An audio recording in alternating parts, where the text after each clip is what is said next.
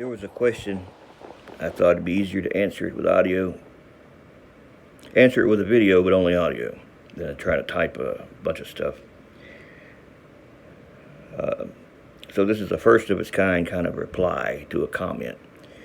The comment was on cell fracture. Can you use a knife to cut the road and then use cell fracture on the piece you cut? Yeah, you can do that. You can also use the physics, the rigid body physics that the game uses. Not the game, I'm sorry, Blender uses. You can assign that to the objects that are fractured and make them have physics, and then put a ground under it so that you can slightly lift the road up over the ground, drop it to have the pieces hit and kind of spread out to look more natural. It looked more natural than you trying to hand arrange it to look like that.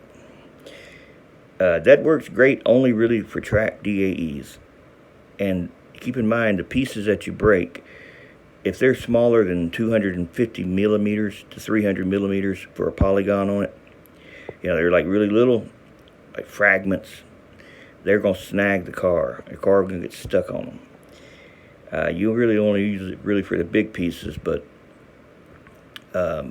one thing you can do is make a mesh plane and shrink wrap it to the top of it and use that as the collision mesh. That's what I would say to do. It'd save you a lot of time, because sometimes you get a lot of polygons and the fractures, and every polygon you drive on matters. So you have too many polys, it's going to start eating your performance. But if you start with something simple like a square box and you flatten it so it's kind of like a road, make it thin like a road but flat, and do cell fracture on part of it, yeah, you can do that. You can also tell cell fracture where to start the fracturing at, from center to sides. And you got these different settings in there that determine how much fracturing it gets. Like, I kind of forgot the name of it, but you can fracture a piece and have that piece fracture, and then pieces fracture, and then pieces fracture. You know what I mean? You can go crazy with it, and before you know it, have over 1,000 fractures when you really didn't need but like maybe, 50 or so. And then you can also make it look more natural and not so uniform, because it'll try to make it very uniform where everything's equal. That don't look natural. I tell it that I add a little noise to it, and I tell it to do big and small pieces, but it usually takes me a few times to do it before I find something I'm happy with. And I'm never really happy with it. I just end up saying, all right, that's good enough. TieFlow for 3D Studio Max is the ultimate for making stuff like that. And they're not ever going to make that for Blender, apparently. They said they were only making it for 3D Studio. But it's really impressive. If you ever get a chance, look up TieFlow Destruction. TY-FLO. I think, TieFlow. But anyway, yeah, you can do it. Just keep in mind that those DAEs that you use cell fracture on, they do not work well at all as jbeam, or to accompany a jbeam as the flex body.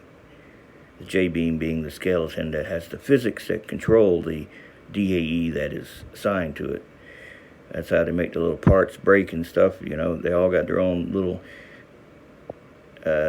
nodes, beams, and triangles that act as the what the hell, I forget they call it mass points or something for the nodes.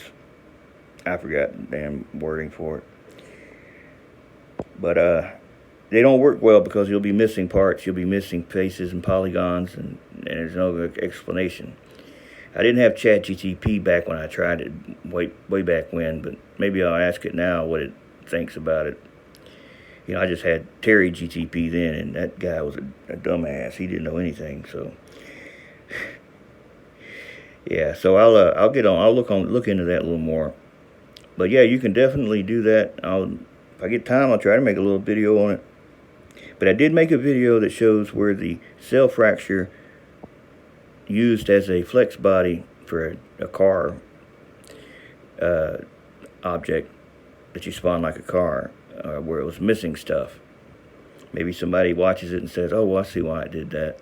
That'd be cool. I don't think it's not a simple thing like just the normals are flipped on them parts either. It's a little more than that. If you have any other questions about that, let me know. But that's kind of like actively what I'm messing with right now. So it's usually better to catch me when I'm doing something on the topic when it's fresh on my mind, because I'll forget. I'll forget what I did and have to relearn it again after a little while.